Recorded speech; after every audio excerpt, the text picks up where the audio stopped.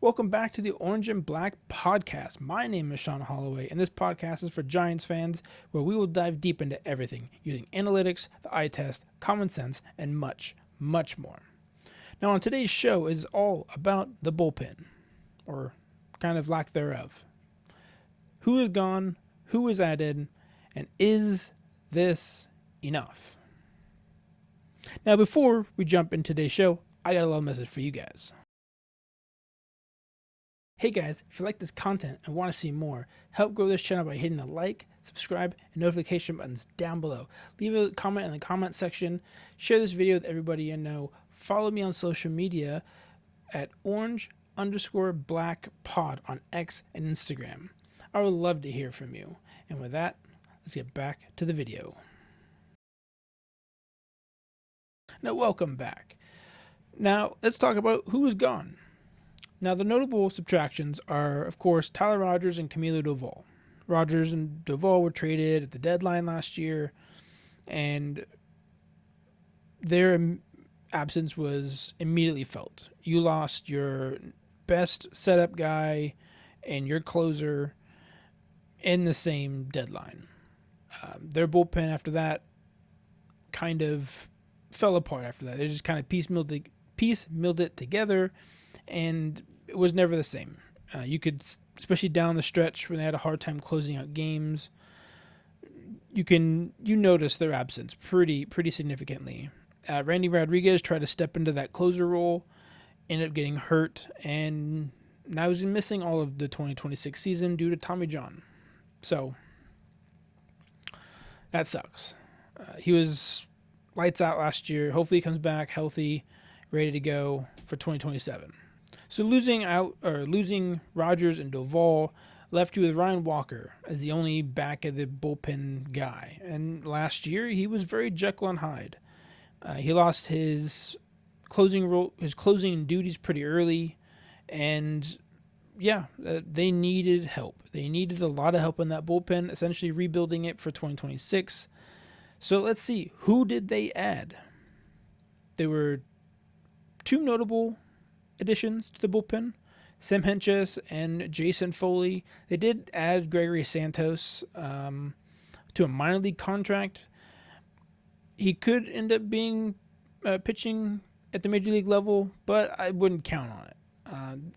So I'm not really going to go over him all that much, just because, well, there really isn't much to talk about. It's mainly Sam Hentges and Jason Foley. Hentges is coming off of missing the entire 2025 season due to a shoulder surgery. He's a lefty with a nasty curveball with a mid-90s fastball. Hopefully he can bring that back. We'll see. Shoulder injuries tend to be tricky. In 2024, nobody could really hit his fastball. Batters had a 172 batting average. He typically uses it as an out pitch to right-handed hitters. He complements that well with a really good slider as well. Again, nobody really could hit that. Well, the batters had a 150 batting average against that slider. Those are his two out pitches, depending on the batter. It's normally a slider to the lefties and a curveball to the righties. He pairs those up well with sinkers and fastballs to keep hitters off balance. So hopefully he can bring that 2024 magic back and be a solid bullpen piece for the Giants. The other notable guy, Jason Foley, he's going to be out until at least the second half, also due to a shoulder surgery. He's more of a two-pitch guy, a sinker slider. He sits in the mid to upper 90s with his fastball. Typically gives up more ground balls than fly balls.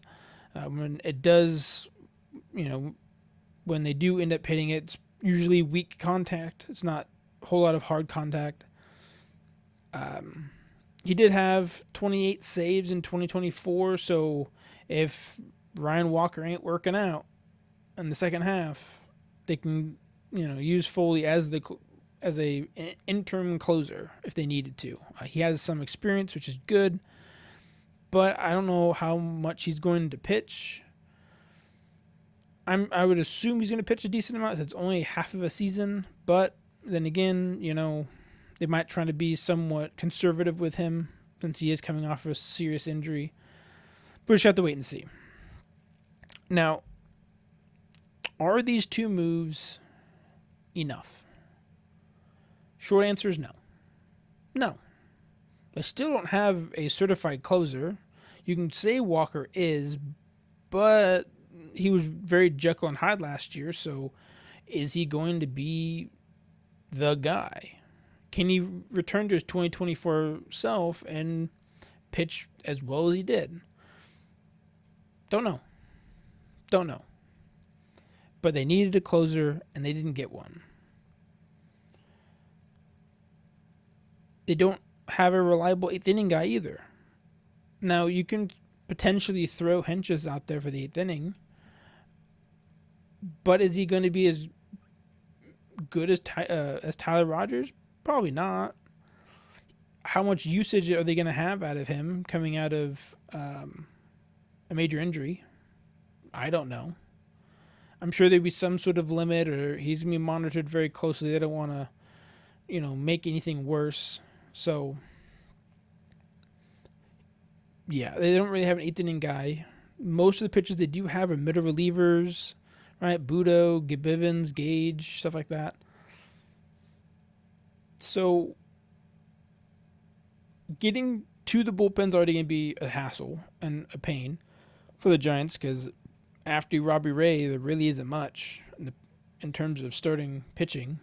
Yeah, they do have Landon Roop, but he's also coming off of injury, so hopefully he can pitch well enough, get deep into games. But I don't expect much out of Tyler Mahle or Adrian Hauser. So getting to that bullpen is going to be rough, and then that bullpen itself is going to be rough. They don't have, like I said, they don't have a closer. Don't have really an eighth inning guy. Most middle relievers. They do have a long guy, Spencer Bivens. He pitched very well for being a long guy. Eric Miller, he missed a good chunk of the season due to an elbow injury. So who knows how he's going to be. All right, all these injuries could linger. They could get re-aggravated, or, they might be monitored a little bit more strictly. Sure, they don't want to overuse them. So, yeah, they don't really have back-end guys. Most of them are middle relievers. That's going to be a problem. Especially against the good teams. But that's going to be a problem down the stretch. There's going to be games where blown saves happen, or something happens in the 7th, 8th, or 9th inning, and they just can't lock down games. We saw at the end of last season, after they traded Doval and Rogers, they had a hard time closing out games and ultimately missed out on the playoffs. So, we'll see. We will see, though. Games still got to be played. Pitchers still got to pitch. Anything can happen.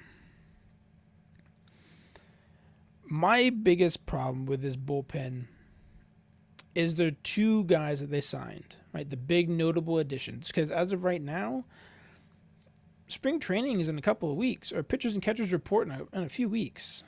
We're getting close. So, and I don't think the Giants are going to add much more to the pitching staff, like if at all. So the two guys that they're expecting to fix the entire bullpen are both coming off of major injuries. So it leaves me with a few questions. Will they have the command or the stuff they had previously?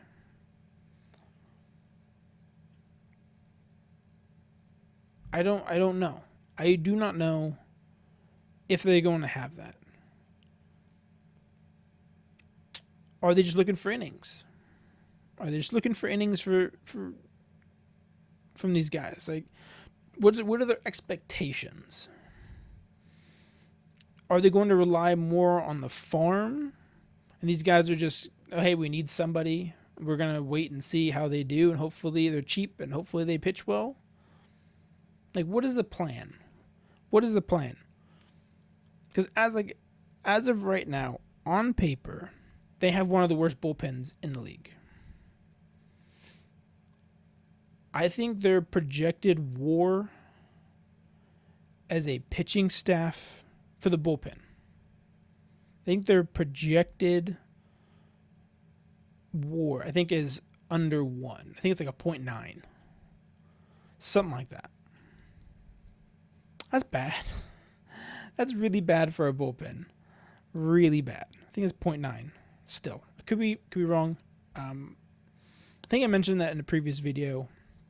But yeah, I believe their bullpen is going to have a WAR of not a 0.9. That's really bad. That's really bad. And I just think pairing how bad of a bullpen this is to how bad of a rotation the Giants have, I think it's a recipe for disaster. I think it's going to be a recipe for disaster because they're going to rely heavily on the offense to score a bunch of runs and hopefully, get hot and just be one of the best offensive teams in baseball. The Giants have never really been that since moving to San Francisco. They really haven't. They've had their times, of course. We had Barry Bonds and Willie Mays and McCovey and all those superstar Hall of Famer, guys on these teams where they did put up a lot of runs at times. But in my lifetime, right, I've been a Giants fan for 35 years. Well, be 35 later during the season, be 35. They have never really been a high octane offensive group. Yeah, they had their moments, right? I grew up in the Bonds era. They had their moments. But for the most part, they've been a low-scoring team. They've heavily relied on pitching and defense. And so now you have a really bad bullpen, and outside of Webb and Ray, a questionable starting rotation, I just think it's a recipe for disaster. I don't think it's going to go well. And on top of that, you have a first-time manager in Tony Vitello.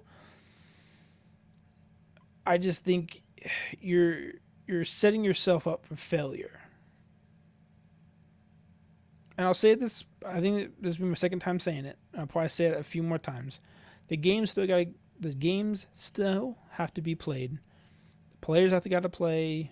Anything can happen. You never know.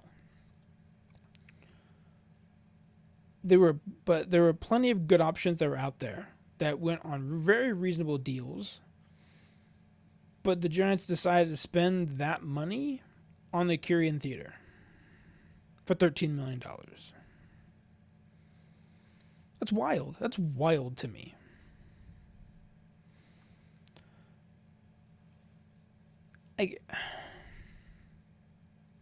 You want to pride yourself on pitching and defense, yet you won't take the time or won't even make the effort to really upgrade the pitching. Your defense can be the greatest that you on the planet, but if your pitching doesn't match it, you're not going to do well. The pitchers still got to pitch. They're the ones that have the most control of outcome, are the pitchers. And if they aren't very good, the defenders are going to be playing very hard, and they're going to have to be perfect almost every game. And that's a lot to ask. It's a lot to ask. It's a lot to ask. But with that, I just want to do a quick deep dive into some of these options that we have. All right, so this is a new thing for me, so bear with me. There's probably going to be a lot of information in here, a lot of data, a lot of numbers, and I'm going to try to reduce as much as I can because it is kind of boring, but I'm a visual type of person. That's how I like to consume things. I can hear things, yep. It doesn't matter.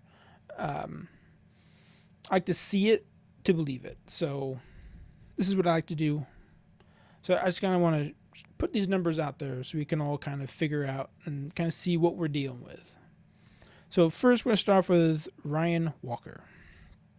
Last year, he had a 4.11 ERA, 17 saves, 6 blown saves, a 22% K rate, a 3.13 BABIP, and a 3.30 FIP. Decent numbers. For a reliever, decent numbers. Those are fine. Minus the blown saves, of course. But everything else, K per 9 of 8.8, a 264 walks per 9, those are good. Those are good numbers.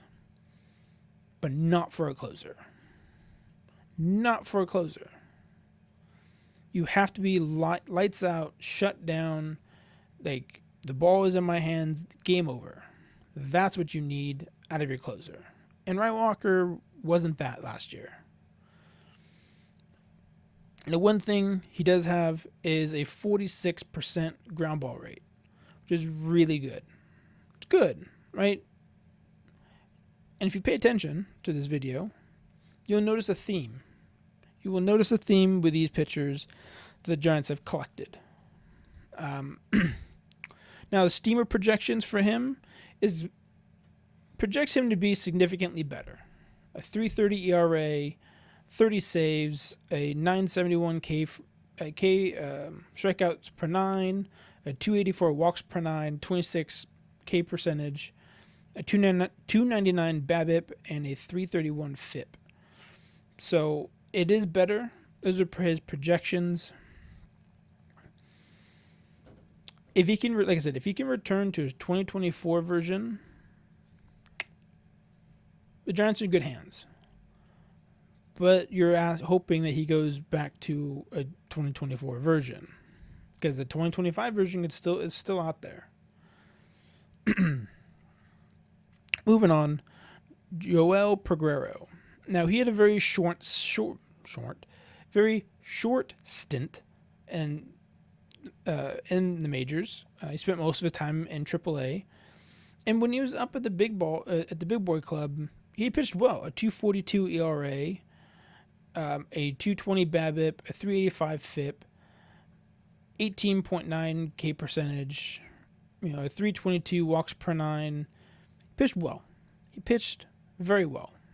My problem with him is in AAA, he was horrible.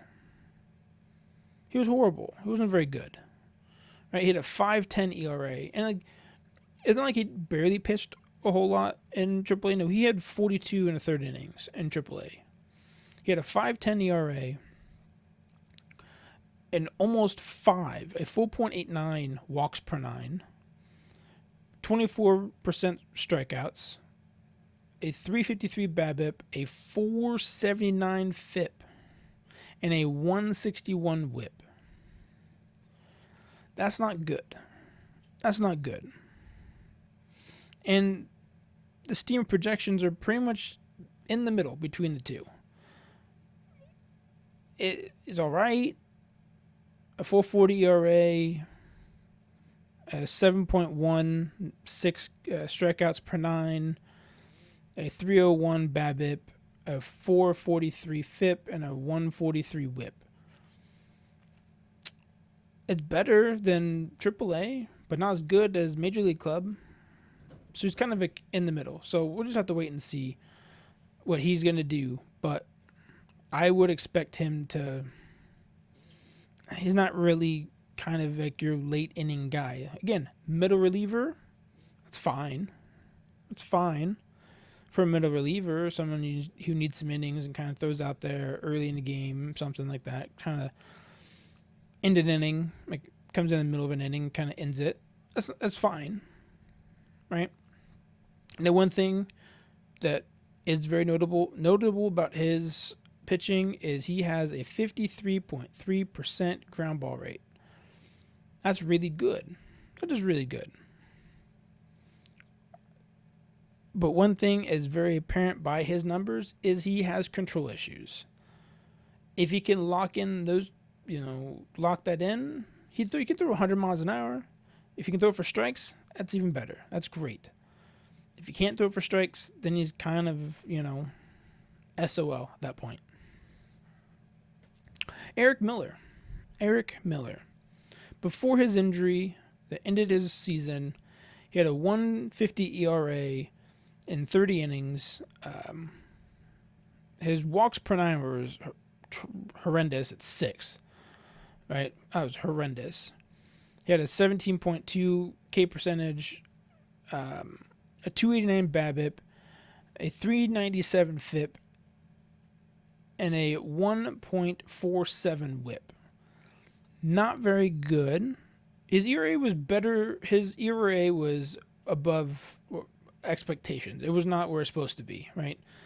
That's kind of the outlier. Like, somehow he did well. He didn't, give up a whole lot of runs, but he gave up a lot of contact, and he gave up a lot of walks. Pitched himself into trouble a lot. He was able to get out of it, but pitched himself into a lot of trouble. And I mentioned earlier about him going back to his 2024 year, and he pitched very well in 2024. A 3.38 ERA, a 5 walk per 9, 11.63 K per 9. That's really good. So that's a 30.6 K rate. That is really good. I remember 2024 when he was striking out Shohei Ohtani every single at bat. If you go back to that, we'll be in good hands with Eric Miller. But he was mainly your kind of, hey, we have some lefties coming up. We're going to toss him out there. He wasn't really a late inning guy. He'd come in late innings if you needed a lefty against lefty. But he wasn't like your dedicated, hey, he's my 8th inning, 7th inning, 9th inning guy. It was just, hey, we have a couple of lefties coming up. He's going to go in there for those. So, now the steamer projections for him are close to the 2024 version, but we'll see. We will have to see. Hopefully the elbow is good, but we're going to have to wait and see. Again, what's the theme? If you haven't noticed it by now, what's the theme? His ground ball percentage of 49.6. High. Hope you're getting the theme. All these guys have high ground ball rates. Let's see. Jose Buto. A 3.90 ERA, a 7.79 K per 9, a 4.3 walks per 9, 20.4 K percentage with a BABIP of 309, a 370 FIP, and a 1.4 WHIP. Not bad. Pretty good for a middle reliever. Nothing too crazy. Didn't really pitch a lot of high leverage innings. Like, he did a few times when the Giants needed him down the stretch, but he didn't really do much of that. It was more of middle relief, kind of went in when the starter came out in the 4th inning or 5th inning. He'd go out there for like an inning or two and call it a night. The steamer projections are relatively the same. They don't expect him to get any better, don't really expect him to get worse, kind of the same, which is fine. That is totally fine. I don't see him being anything different. So that's probably what he's going to be, the same as last year. Out of this group of pitchers, he has one of the lowest ground ball rates at 43.5, but still, that is the majority. Ground ball are 42.5%. Still fits into the theme. Matt Gage. In his 31 innings, he had a 3.19 ERA, a 19.7 K percentage, a 365 BABIP, a 275 FIP, a 152 WHIP. Not bad. He's a lefty. Pitched pretty well in his 31 innings. Probably pitched. The numbers probably indicate, he didn't really do all that well, other than his ERA, which, again, things happen. Probably pitched himself into a lot of trouble, was able to get out of it, which is great. Steamer projections are relatively the same. There really isn't much deviation there, so I expect more of the same from him. And he also has a really high ground ball rate, 49.3%. So, again, going with the theme, high ground balls, or a lot of ground balls from these pitchers. All right, moving on. Spencer Bivens. He had a 4 ERA last year, and he pitched 81 innings. Wow. That's a lot. It's a lot for a bullpen guy, a reliever. Wow, that is a lot. They rode him hard last year.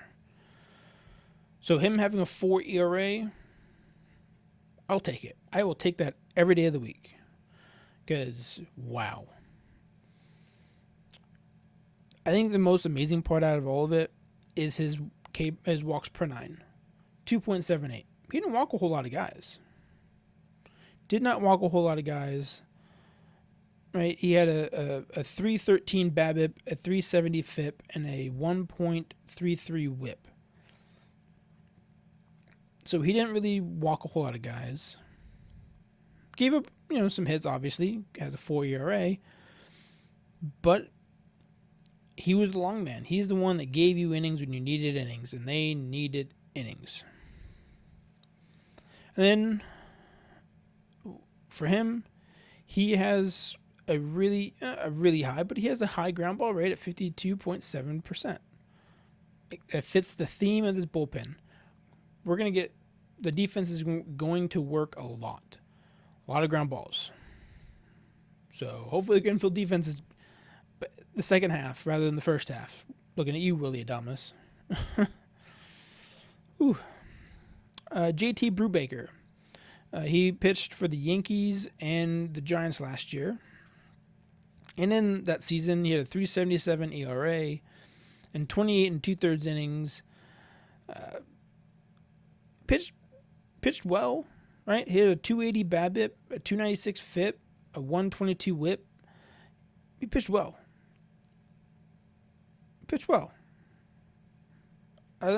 Isn't much else to say. Like I said, he pitched between the Yankees and the Giants last year. Can't really complain about him. He pitched well. His steamer projections are eerily similar to last year, which I'll take. I'll take consistency over, inconsistency. Now, let's get it. The last two guys I'm going to talk about for this, bringing up the numbers, are the two additions. Sam Hentges and Jason Foley. There has to be some context to this because they both missed the 2025 season. So Sam Hentges, this is going to be a little complicated, but in 2023, because he got injured in the 2024 season. So in 2023, so last full season, he had a 3.61 ERA and 52 1/3 innings. He had a 9.63 K per 9, a 3.10 walks per 9, a 25% K rate, a 347 BABIP, a 264 FIP, and a 136 WHIP. Good. Really good. Solid numbers across the board. That's good. I'll take it. And his injury-shortened season, he was having a better season in 2024. Right? ERA was less. His K per 9 was up. His strikeouts were up. His walks were significantly down. His WHIP was under 1, which is really good. He was lights out. In his 23 2/3 innings, he was lights out. Then he got injured. So, what are we get? What version? What are we going to get out of him?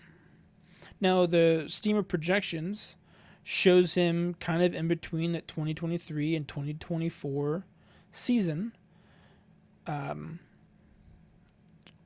So should be roughly the same, like in between there, probably close to the 2023 version, but even then, that's a good. If he lives up to anything close to those projections, the Giants are in good hands with him. He'll pitch well. He'll be great. And the bonus between all of it is he has a high ground ball rate, 53.4%. That's good. That's really good. So if he's able to replicate the 2023 version of him, that'd be great. That'd be great. That's a good move. Good signing, good move, great everything. Now moving on to Jason Foley, who won't be available until the second half. He pitched all of the 2024 season. He had the surgery in the offseason. And I think it was in the offseason. I'm pretty sure it was. He missed all of 2025, and he's going to be out until the second half of 2026. So his last full season of 2024, he had 3.15 ERA. He had a walks per nine of 6.9, 3 walks per nine, 18.4 K percentage, a 260 BABIP, a 381 FIP, and a 1.18 WHIP. Those were really good numbers. If he can replicate that, or even just a little bit worse, that's fine. That's fine. That's great. I just don't know if he can do it. I don't know what his shoulder is going to be like. There's a lot of question marks with him because he did have to get shoulder surgery, and well, your shoulder is a really big component of how you throw a baseball as a pitcher. So it's really important. So we'll see how that works out for him. The Steamer projections aren't very kind to him in some aspects, right? They say his ERA is going to go up significantly, but everything else kind of goes down or up just a smidge. So it's more of kind of neutral, which is fine, right? That's fine. I don't know what he's going to be because of that shoulder surgery. But he does have a career 54% ground ball rate. So I'll take it. 54%, I will take it. And again, looking at this bullpen, that's the theme. They are mostly ground ball pitchers. And that's great. That is great if you have an elite defense. And they do have a really good infield defense. Platinum Glover and Matt Chapman. You have Willie Adames at short. You have Rafi Devers over there at first. Potentially Bryce Eldridge over there at first. You have a really good infield. Second base is a little bit of a question mark. But they do have options that could be really good there. But I think the biggest thing that was not mentioned is that there is very little swing and miss. Very little swing and miss. It's great that they want to keep everything on the ground. Right? That tends to lead to more outs. But it also leads to potential mishaps. Because with each ball in play, it has the opportunity to find a hole, be hit just perfectly, the fielder making an error, you name it. Right? All the different things that could lead to a hit. What we like to call a Tyler Rogers special. There are many times where a guy would make contact from a Tyler Rogers, slider, and the thing would be a little duck fart into right field, or a little dribbler down the line, just perfectly, that it resulted in a hit. Right? You have more opportunities of that happening, which is concerning. You would like to, especially at the back end of the bullpen with your closer, you want more swing and miss, because you don't want to give the opponent you do not want to give your opponent an opportunity to come back in a game, especially late in the game, the 8th, 9th inning. You want to just shut the door. Shut the door. Don't let them get any sort of hope, anything. Just end it. Go home. Everything is fine and dandy. The Giants have another bullpen construction problem, right? Like I said, they have a lot of middle relievers. Not a whole lot of back end. I've said this probably 1,000 times already in this video, but they don't have back end guys, and they needed them going into the offseason. They needed them. Ryan Walker, well, at least it feels like that they're just going to hand the job to Ryan Walker. I know there have been comments, I think, from Tony himself or from Zach Manassian or someone within the organization saying they would like to have a competition for the closer role. But who's a viable option?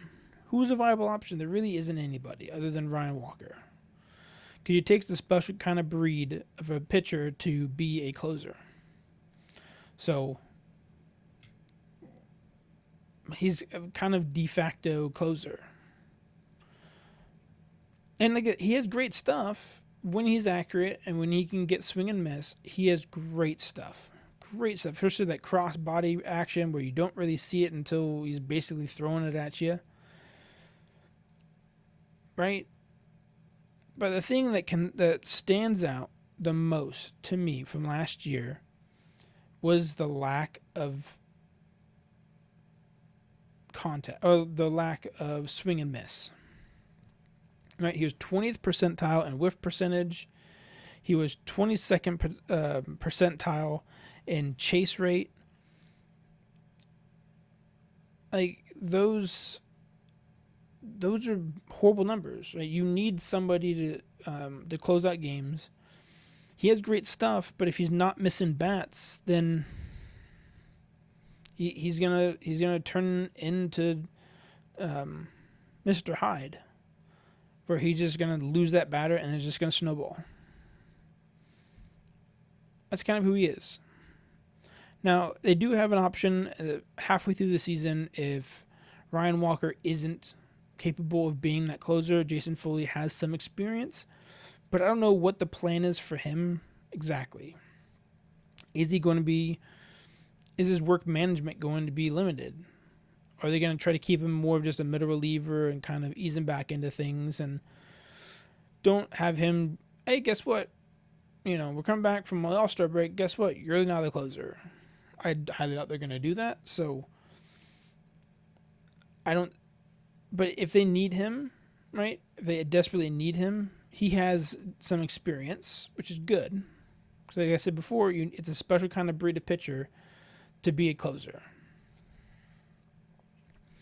But what's shocking to me is that there were plenty of dudes on the market that fit that role that they could lock down, hey, you are the closer. And they ended up going to other teams on very reasonable contracts. They just decided, hey, no, we're not going to give you that contract because we're afraid that you're going to, get injured or get the yips or whatever. And I understand, Mark Melancon and everything. That happened. But still, they need somebody that's going to be a lockdown closer. Who's going to pitch the eighth? Who's going to pitch the eighth? Are you going to trust a dude who's missed all of last season to pitch the eighth? Probably not. Probably not. Is it going to be Eric Milner? Even though his role when he was healthy was essentially just going against lefties. How about Yoel Peguero? Ooh. Yeah, he throws hard, but he has no command.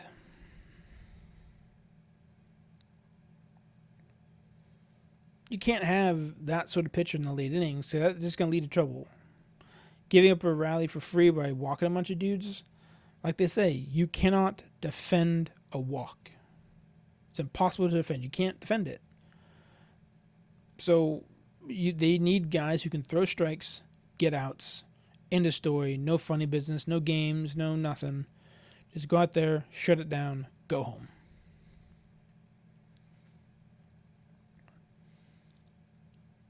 You don't have Spencer Bivens can't be your eighth inning guy. He's your long man. He's your dude, your workhorse in that bullpen. You just had him throw 81 or 82 innings last year. 81 innings, sorry. Yeah, you're not going to have him go out there in the eighth inning. Right? He's your long guy, your middle reliever, your hey, we need innings because the starter didn't go long enough. He's that guy.